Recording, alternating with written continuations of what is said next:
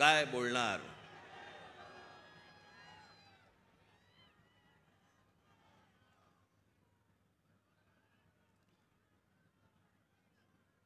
जवळपास 5 वर्षानंतर या खास करून महाराष्ट्रामध्ये निवडणुका होत आहेत.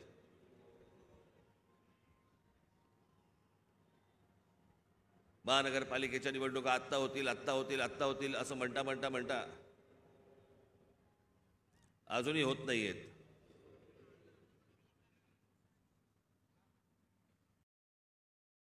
त्याच्यामुळे 2019ला ज्या निवडणुका झाल्या त्याच्यानंतर आज 2024ला निवडणुका होत आहेत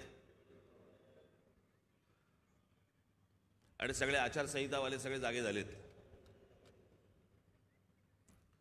काल मी एक बातमी वाचली की आचारसंहितेसाठी म्हणून निवडणुकीसाठी म्हणून महानगरपालिकेची जेवढी हॉस्पिटल्स आहेत तिकडचे डॉक्टर्स आणि नर्सेस यांना निवडणुकीच्या कामावरती जुंपवलंय.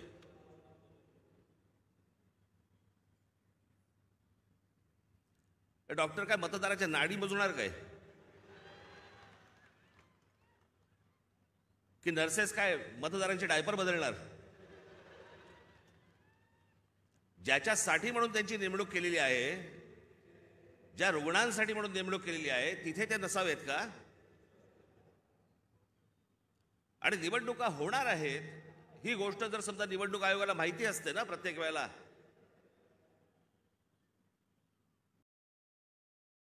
एक पॅरलल फळी का नाही उभी करत तुम्ही? दरवेळेला आपल्या काहीतरी शालेय शिक्षक घ्यायचे, नर्सेस घ्यायच्या, डॉक्टर्स घ्यायचे, हे कुठचे उपद्व्याप?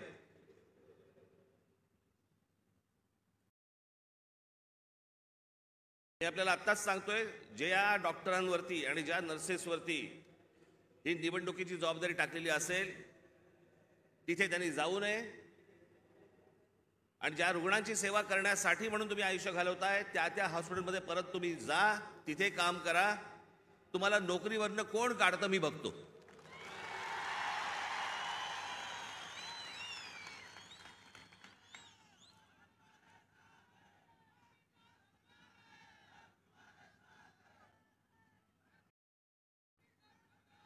आज सगळेजण तुम्ही महाराष्ट्राच्या कानाकोपऱ्यातनं सर्वजण आलात.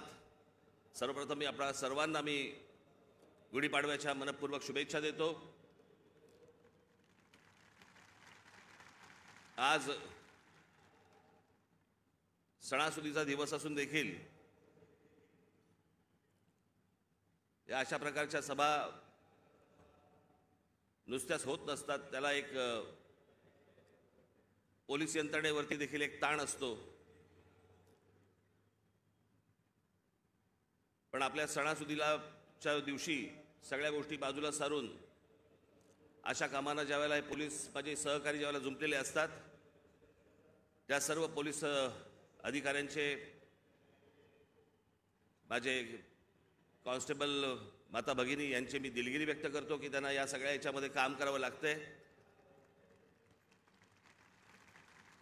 पण तुम्हालाही मनपूर्वक गुढीपाडव्याच्या मनपूर्वक शुभेच्छा.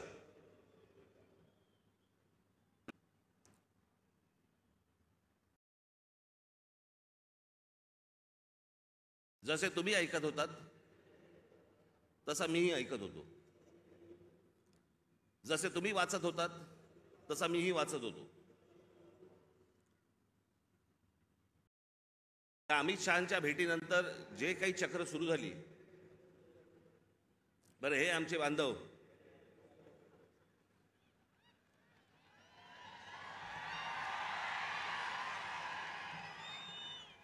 त्यांचा काही दोष नाही, चॅनल बोलले म्हणजे रोजची चॅनल्स, त्याला मी एक नाव ठेवलंय, आज मला असे वाटते. लोकांना विचारायला कशाला पाहिजे? राजकारणाला विचारायला कशाला पाहिजे? दे ठोकून आपली बातमी. वाटेल त्या बातम्या चालू होत्या, वाटेल त्या बातम्या. मी आपला एन्जॉय करत होतो. मला काय बोलायचं ते बोला, मला जेव्हा बोलायचं तेव्हा मी बोलीन. त्या अमित शहांना भेटायला गेलो दिल्लीला.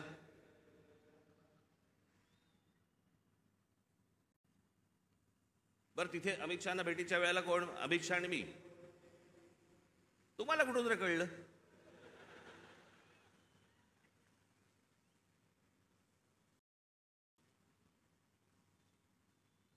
मी तिकडे दिल्लीला पोहोचलो काय, राज ठाकरेंना 12 तास थांबायची वेळ आली. अरे गधड्या, दुसऱ्या दिवशीची भेट होती.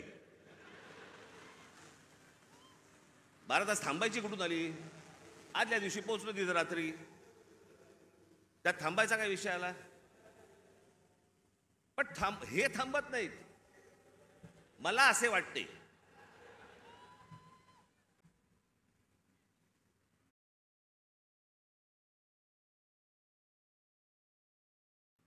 तिकडे काही पत्रकार मला भेटले. मला बोलले साहेब कधी भेटायचं? म्हटलं मला नाही भेटायचं. माझ्याकडे आता सांगण्यासारखं काही नसेल तर मी काय सांगू? मला सांगा, काय बोलू? म्हणून मी नाही म्हटलं. मी भेट झाली, तिकडनं विमानतळावरती आलो. इथून जाताना पण वो देखो जा रहे हैं.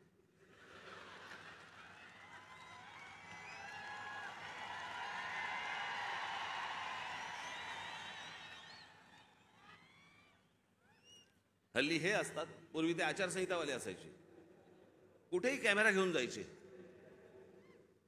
अहो एके दिवशी मी बाथरूमला चाललो होतो.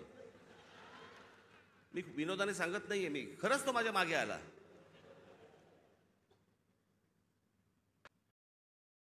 म्हटलं पुढे काय करायचं ठरवलंयस?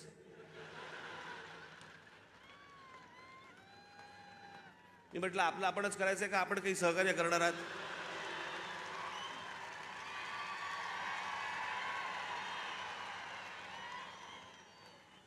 कुठे जरा मोकळीक म्हणून नाही. मी इथे माझ्या इकडे घराच्या बाहेर पत्रकार बिचारे ते बसलेले असतात, त्यांना काही. मी म्हटलं अरे एखादी गोष्ट ठरली, समजा निवडणुकीच्या संदर्भात ठरली, तर मी येऊन सांगीन ना की लपून लपून निवडणुका लढीन. कोणाला सांगू नको, मतदारांना कळवू नको मी निवडणूक लढवतोय. म्हटलं अरे जर समजा काही ठरलं तर पत्रकार परिषद घेईन, भाषण करीन, येऊन सांगीन की बाबा असं असं अशाच्या गोष्टी ठरल्या आहेत. मग त्यांच्या लक्षात आलं की आता अमित शहाच्या भेटीनंतर काय होत नाहीये, पुढे काय मिळत नाही आपल्याला. मग आपण तो एपिसोड कसा पुढे न्यायचा, मला असे वाटतेचा. मग राज ठाकरे शिंदेच्या शिवसेनेचे प्रमुख होणार. अरे मूर्खांनो, मला जर व्हायचं असतं तेव्हाच नसतो झालो.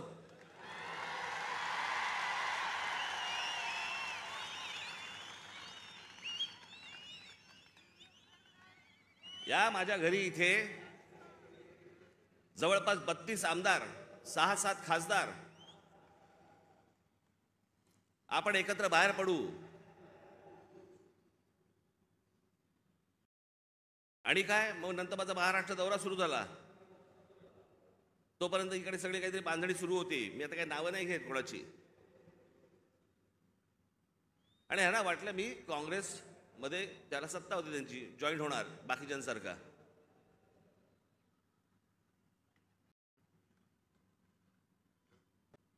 मी त्याला पहिल्यांदाच सांगितलं, म्हटलं मला पक्ष फोडून कुठचीही गोष्ट करायची नाही.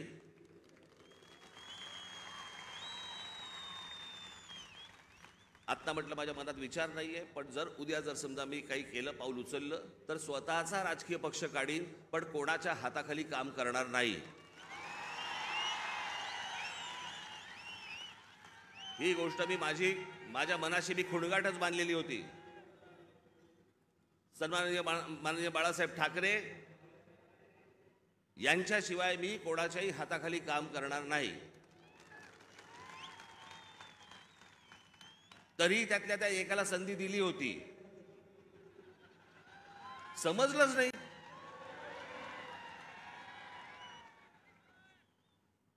जाऊन दे, पण तो झाला भूतकाळ. त्याच्यामुळे असल्या कोणत्याही गोष्टींवरती तुम्ही विश्वास ठेवू नका. मी कोणत्याही शिवसेनेचा प्रमुख, अध्यक्ष काही होणार नाही. मी जे अपत्य जन्माला घातलेलं आहे, महाराष्ट्र नवनिर्माण सेना, याचाच मी फक्त अध्यक्ष राहणार.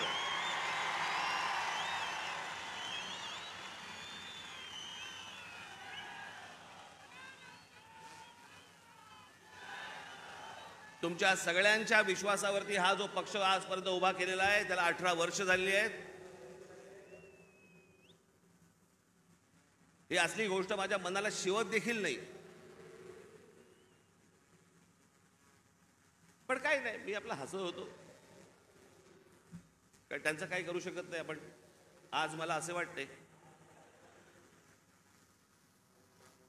वेगवेगळ्या बातम्या वेगवेगळ्या गोष्टी येत होत्या. मी खरं तर काही गोष्टी लिहून आणल्या होत्या तेव्हा. मग ते काहीतरी जागा वाटप,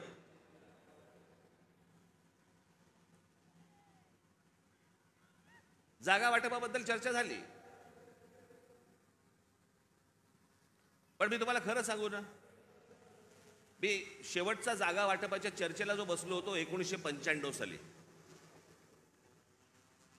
त्याच्यानंतर मी आजपर्यंत जागा वाटपाच्या चर्चेला मी कधी बसलो नाही. त्याच्यामुळे माझं टेम्परामेंटच नाही. 2 तू घे, 4 मला दे, मग ही नको, ती तू घे, तू ही घे, मग मला इथे सरकव, मग ह्याला इथे. मला ते जमत नाही, माझ्याकडनं होणार नाही, माझ्याकडनं जमणार नाही.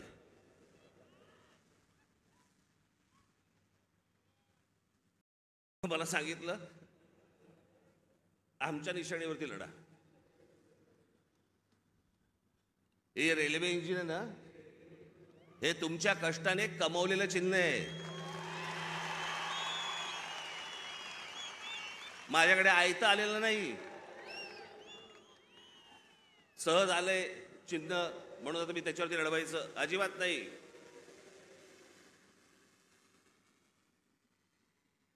चिन्हावरती कॉम्प्रोमाइज होणार नाही.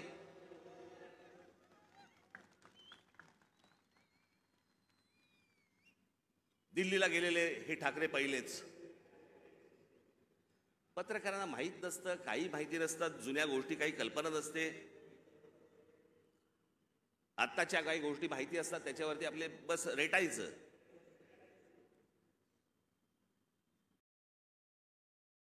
...1980 साली, मी तुम्हाला मुद्दामून सांगतो, 1980 साली माननीय बाळासाहेब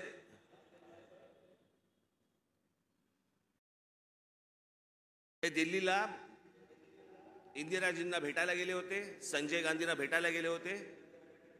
आणि भेटीला जायला काय प्रॉब्लेम आहे मला कळत नाही. मला अनेक लोक येऊन घरी भेटतात, म्हणून मी काय समजायचं, वार हे आता माझ्या घरी भेटायला आलेत मला, आता असं नाही समजत. कोणी कोणाकडे भेटायला जात असतात, गोष्टी लोक जात असतात. त्यात मोठेपणा आणि कमीपणा कसला आला? वर्ष 1.5 वर्ष झाले आपले महाराष्ट्राचे मुख्यमंत्री माझ्याशी बोलतायत, आपण एकत्र आलं पाहिजे, आपण एकत्र काहीतरी केलं पाहिजे. म्हटलं शी,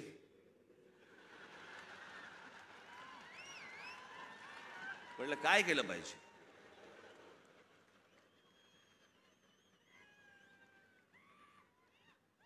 असं वर्ष 1.5 वर्ष ऐकतोय. मग मी शेवटी एक काम केलं. मी म्हटलं बाबा मला समजेना. मला देवेंद्रजी पण सांगत होते, फडणवीस, एकनाथजी पण सांगत होते आपण एकत्र आलं पाहिजे, एकत्र आलं पाहिजे. म्हटलं एकत्र आलं पाहिजे म्हणजे काय?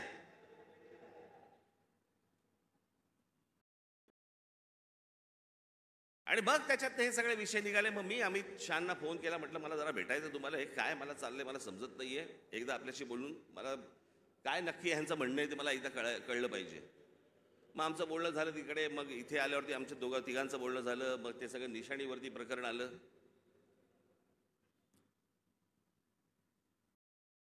मग लगेच सुरू झाले एका भेटीत, एका दौऱ्यात. मग आता त्या लाव रे तो व्हिडिओचं काय होणार? मी तुम्हाला पहिली गोष्ट एक सांगतो, थोडीशी पार्श्वभूमी देतो. माझा जन्म ज्या घरात झाला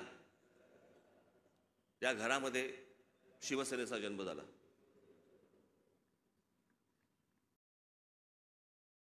मी पहिल्यापासून जे पाहत आलो ती माननीय बाळासाहेबांची शिवसेना पाहत आलो. लहान असल्यापासून त्यांच्याबरोबर हिंडलो, फिरलो, अनेक ठिकाणी गेलो, अनेक सभांना गेलो, चॅलेंज सभांना गेलो. त्याच्यामुळे माझ्या आयुष्यातला एकमेव तेव्हाचा पक्ष होता तो म्हणजे शिवसेना. 1984 साली थोड्या काही काळासाठी असेल पण 1988-89च्या आसपास प्रामुख्याने भारतीय जनता पक्ष आणि शिवसेनेची युती झाली आणि ती युती झाल्यानंतर शिवसेनेबरोबर जर सर्वाधिक माझे संबंध कोणाबरोबर आले असतील तर ते भारतीय जनता पक्षाबरोबर आले, आमच्या गोपीनाथराव मुंडेंबरोबर आले, प्रमोद महाजनांबरोबर आले, आमच्या नितीन गडकरीजींबरोबर आले.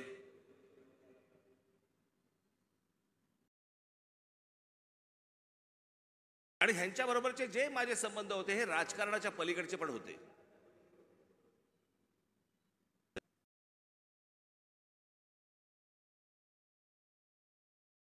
माझा संबंध कधी काँग्रेस राष्ट्रवादी खूप नंतर, पण काँग्रेसवाल्यांशी माझा तसा संबंध कधी आला नाही.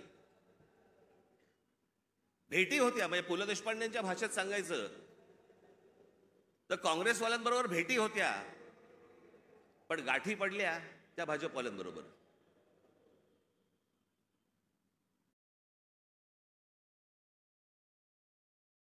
त्याच्यामुळे अनेक वेळेला त्यांच्याबरोबर माझे अगदी चांगले संबंध तेव्हापासून प्रस्थापित झाले.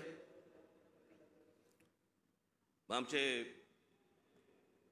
प्रमोदजी गेले, मग त्या दरम्यान मी गुजरात दौऱ्यावरती गेलो. नरेंद्र मोदी यांच्याबरोबर माझे संबंध प्रस्थापित झाले. मी गुजरात पाहिला, त्यावेळेला खूप चालू होतं की गुजरातमध्ये कशा प्रकारची प्रगती होते, कशा प्रकारची डेव्हलपमेंट होते.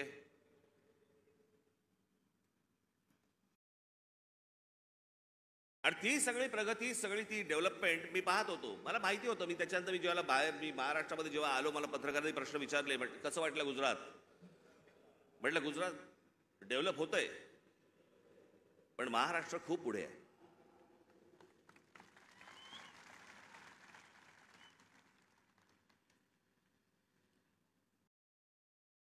आणि मग त्यावेळेला ते जसे जसे त्यांच्याबरोबरचे संबंध माझे प्रस्थापित व्हायला लागले, एक वेळ आली या देशामध्ये हा राज ठाकरे पहिला माणूस होता ज्यांनी या देशाचे पंतप्रधान नरेंद्र मोदी व्हावेत असं बोलणारा पहिला माणूस मी होतो. त्यांच्याही पक्षातलं कोणी बोललं नव्हतं तोपर्यंत. मला असं तेव्हा वाटलं की बाबा आपला एक स्वतःचा विचार असतो, त्याच्यात माणसं बोलत असतात, माणसं काही गोष्टी सांगत असतात, माणसं स्वप्न दाखवत असतात. स्वप्न सत्यामध्ये उतरावीत अशी प्रत्येकाची अपेक्षा असते, आशा असते. आणि मग ज्या वेळेला 2014ची निवडणूक झाली, 2014च्या निवडणुकीच्या अगोदर मी काही अनेक भाषणं त्यांची ऐकत होतो, आणि 2014ची निवडणूक झाल्यानंतर मला असं वाटलं, अरे मी जे ऐकत होतो ते आता मला या 5 वर्षात दिसत नाहीये. काहीतरी वेगळ्याच गोष्टी दिसत आहेत. नोटबंदी काय दिसते, बुलेट ट्रेन काय दिसते. मी तुम्हाला आजही सांगतो, ज्या गोष्टी मला पटलेल्या नाहीत त्या मला पटलेल्या नाहीत. उद्या कितीही संबंध परत चांगले झाले किंवा नाही झाले तरी ज्या गोष्टी मला चांगल्या वाटल्या स्वागत करणार, ज्या गोष्टी नाही पटल्या विरोध करणार. आणि ज्या माणसावरती सर्वाधिक विश्वास असतो, 30 वर्षानंतर राजीव गांधींची सत्ता आली होती 1984 साली, त्याच्यानंतर 20-30 वर्षानंतर एका माणसाच्या हातात या देशाचं बहुमत आलं. मी विचार करतो या देशाचं काय काय गोष्टी होऊ शकतात, काय काय गोष्टी घडू शकतात.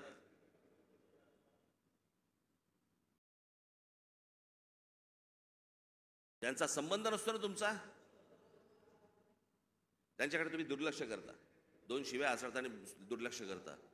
पण ज्यांच्यावरती प्रेम असतं, ज्यांच्यावरती विश्वास असतो, त्याला ज्या वेळेला कुठेतरी तडा जातोय असं दिसायला लागलं तर तो जो राग आपला असतो, तो राग, आणि माझा राग तर टोकाचा आहे. मी महाराष्ट्रावरती प्रेम करतो, महाराष्ट्रातल्या मराठी माणसांवरती प्रेम करतो, महाराष्ट्रातल्या मराठी भाषेवरती प्रेम करतो, टोकाचं प्रेम करतो. तसं एखाद्यावरती मी जर विश्वास टाकला तर मी टोकाचं प्रेम करतो. पण मला जर समजा तशी गोष्ट दिसली नाही तर मी टोकाचा त्याला प्रतिकार करतो, टोकाचा विरोध करतो.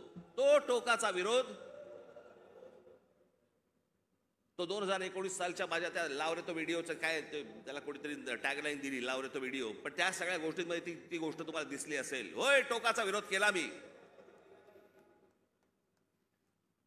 पण ज्या ज्या वेळेला त्यांच्याकडनं चांगल्या गोष्टी ज्यावेळेला घडल्या, 370 कलम ज्याला रद्द झालं, त्यावेळेला अभिनंदन करणारं पहिलं ट्विट माझं होतं.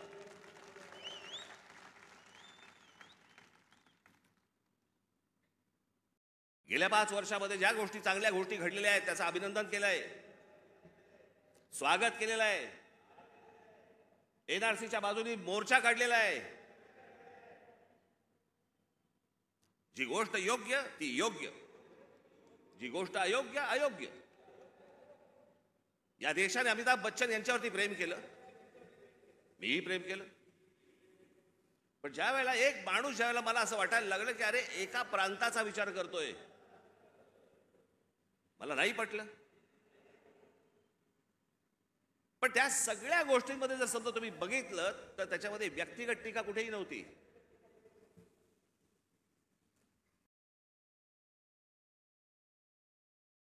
आज उद्धव ठाकरे आणि संजय राऊत ज्या प्रकारची टीका आज नरेंद्र मोदी आणि भारतीय जनता पक्षावरती करतायत, तशी माझी टीका नव्हती. मला काही नको होतं. मला मुख्यमंत्री पद मिळालं नाही म्हणून मी विरोध नाही केला. मला भूमिका पटली नाही म्हणून मी विरोध केला.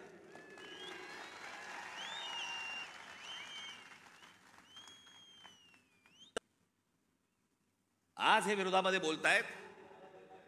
मग ज्या वेळेला मी बोलत होतो त्यावेळेला खिशातले राजीनामे बाहेर काढून माझ्याबरोबर का नाही आलात?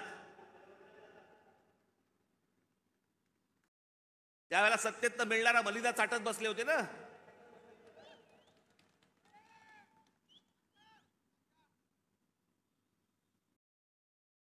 आज ह्यांना या गोष्टी सुचतायत. याचं कारण तुमचा पक्ष फुटला म्हणून, याचं कारण तुम्हाला सत्तेत हाकलवलं म्हणून, तुमच्या स्वार्थासाठी म्हणून या सगळ्या गोष्टी तुम्ही केल्यात. मी त्या गोष्टी नाही केल्या. मला भूमिका नाही पटली म्हणून मी विरोध केला. मला त्याच्या बदल्यात काही हवं होतं म्हणून नाही विरोध केला.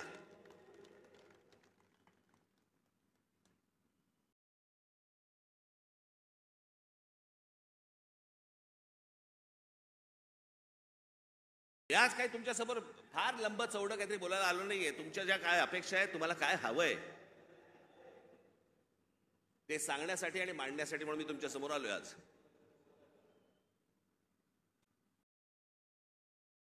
नरेंद्र मोदींकडनं कसं आहे, आज तरुण, आज आम्ही दुपारी बोलत होतो, 2006 साली ज्यावेळेला मी पहिलं महाराष्ट्र नवनिर्माण पक्ष स्थापन केल्यानंतरचं पहिलं भाषण ज्यावेळेला मी इथून केलं होतं, त्यावेळेला मी असं म्हटलं होतं, ज्याच्यावरती अनेक लोकांनी चेष्टा केली.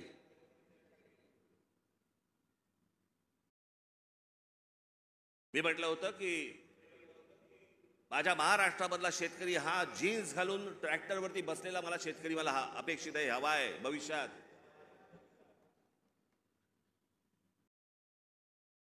दोन 2006 पासून ते युग सुरू झालं होतं. आज या जगामध्ये सगळ्यात तरुण जर देश कुठचा असेल, तरुण, तो आपला भारत देश आहे, हिंदुस्थान आहे.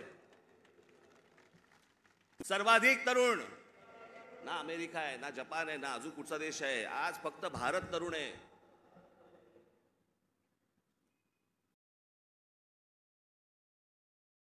या तरुणांना, या तरुणींना शिक्षणाची गरज आहे, चांगल्या शिक्षणाची गरज आहे, तंत्रज्ञानाची गरज आहे, उत्तम नोकऱ्यांची गरज आहे, उत्तम व्यवसायाची गरज आहे, त्याच्यासाठीच्या मार्गदर्शनाची गरज आहे. त्याच्यासाठी म्हणून राज्य सरकार आणि केंद्र सरकारने आता काम केलं पाहिजे.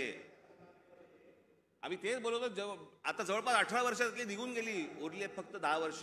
10 वर्षानंतर हा देश पुन्हा वयस्कर व्हायला लागणार. तरुणांची संख्या कमी होणं माझी नरेंद्र मोदी यांच्याकडनं आज अपेक्षा आहे. बाकी सगळं सोडा, या तरुणांकडे, या भारतातल्या तरुणांकडे पहिल्यांदा लक्ष द्या.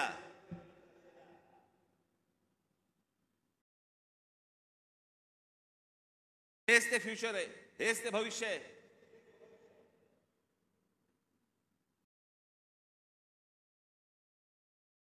दुपारी बोलताना आमचा तोच विषय तोच होता की बाबा हे हा काळ कधी होता. प्रत्येक देशाचा एक काळ येतो.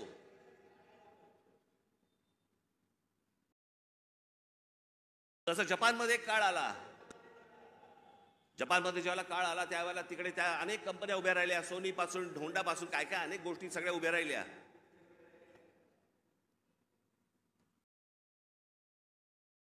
अनेक व्यवसाय उभे राहिले, अनेक व्यावसायिक उभे राहिले. ज्याला घुसळून काढणं म्हणतो ना आपण, तसं सगळं अख्खा घुसळून निघाला तो देश. आज बघा कुठच्या कुठे आहे. असा हा देश घुसळून निघाला पाहिजे. तसं जर आज उद्या घडलं नाही, सगळ्याच गोष्टींवरचा समाजाचा विश्वास उडून जाईल. या देशामध्ये दुसरं तिसरं काही होणार नाही. या देशामध्ये फक्त अराजक येईल.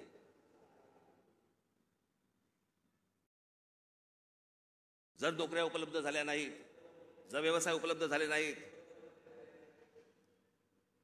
लोकसभेमध्ये सांगितलं गेलं की या देशामधले लोकसभेमध्ये सांगितलं गेलं की या देशामध्ये जवळपास 6 लाख उद्योगपती व्यापारी हे हा देश सोडून गेले.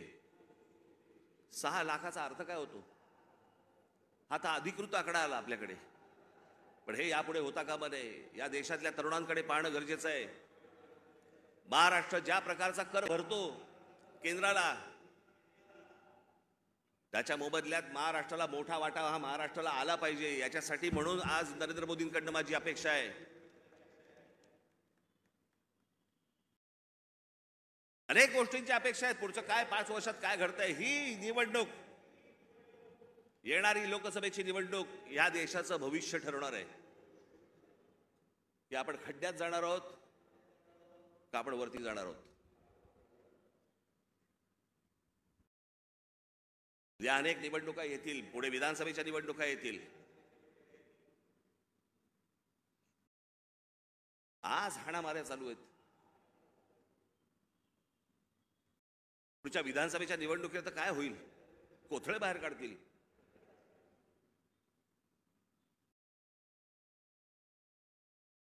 याचं कारण मी मागच्या तुम्हाला आठवत आहे, मी बोललो होतो तुम्हाला इथेच गेल्या वर्षीच्या सभेमध्ये का त्याच्या गेल्या वर्षी सभेमध्ये तर आठवत नाही. महाराष्ट्रात कॅरम चुकीचा फुटला गेलाय. कोणाच्या सोंगट्या कोणाच्या भोकात आहेत तेच कळत नाही.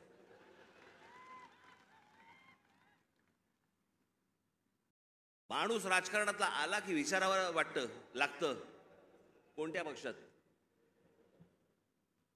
मध्यंतरी मी आपल्या पुण्याला गेलो होतो नाट्य संमेलनाला. तिकडे 5 जण मला भेटायला आले, नगरसेवक होते राष्ट्रवादीचे.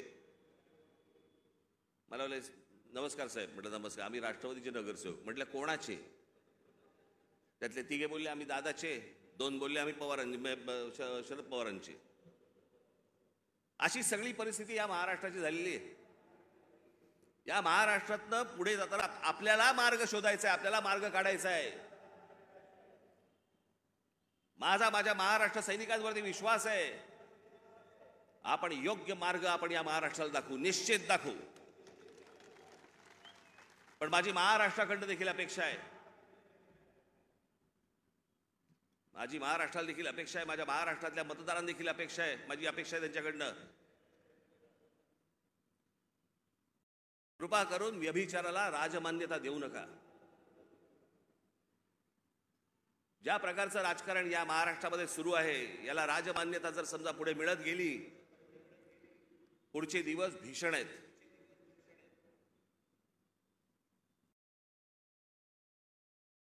पण या आजच्या सगळ्या परिस्थितीमध्ये जेव्हा सगळ्या बाजूनी मी जेव्हा पाहतो, त्यावेळेला मला असं वाटतं की आज किमान पुढच्या 5 वर्षांसाठी देखील विषय आपल्याला पुढच्या 50-100 वर्षांचा करायचा असतो.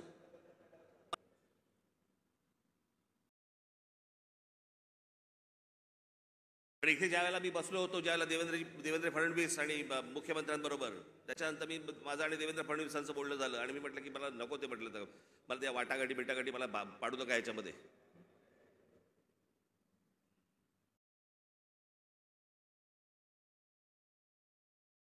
मी म्हटलं तुम्हाला मी आज सांगतो, म्हटलं त्या राज्यसभाही नको आणि ती विधान परिषदही नको.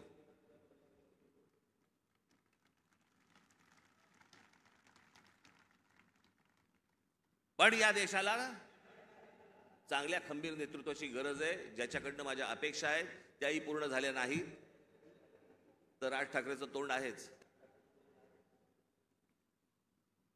या पुढच्या काही भवितव्यासाठी म्हणून खंबीर नेतृत्वाची गरज असताना म्हणून मी त्यांना सांगितलं मला काही अपेक्षा नाही आहेत. महाराष्ट्र नवनिर्माण सेना, भारतीय जनता पक्ष, शिवसेना आणि एनसीपी, परंतु फक्त नरेंद्र मोदींसाठी बिनशर्त पाठिंबा देत आहे हे मी आज आपल्या समोर सगळ्यांसमोर जाहीर करतो. आणि माझ्या गावागावातनं सगळ्या महाराष्ट्रामधनं आलेल्या माझ्या सर्व महाराष्ट्र सैनिकांना मला फक्त एकच सांगायचंय, विधानसभेच्या तयारीला लागा, जोरात विधानसभेच्या तयारीला लागा. पुढच्या गोष्टी पुढे आपण कसलाही विचार न करता आत्ता बांधणीचा विचार केला पाहिजे आपण. आणि त्याच्यासाठी म्हणून मी तुम्हाला महाराष्ट्रभर सगळ्या ठिकाणी भेटण्यासाठी लवकरच आपल्यासमोर येत आहे. आज जे काही मला मांडायचं होतं हे आपल्यासमोर आज मांडलेलं आहे. उद्या अजून जर समजा समोरच्यांची पकपक झाली तर अजून माझी दारं खिडक्या उघड्या करायला तोंडाच्या मी मोकळा आहे. आपण निश्चिंत राहा. जिथून आलेला आहात तिथून व्यवस्थित जा. जाताना आपण व्यवस्थित गाडीने ज्या आलेला आहात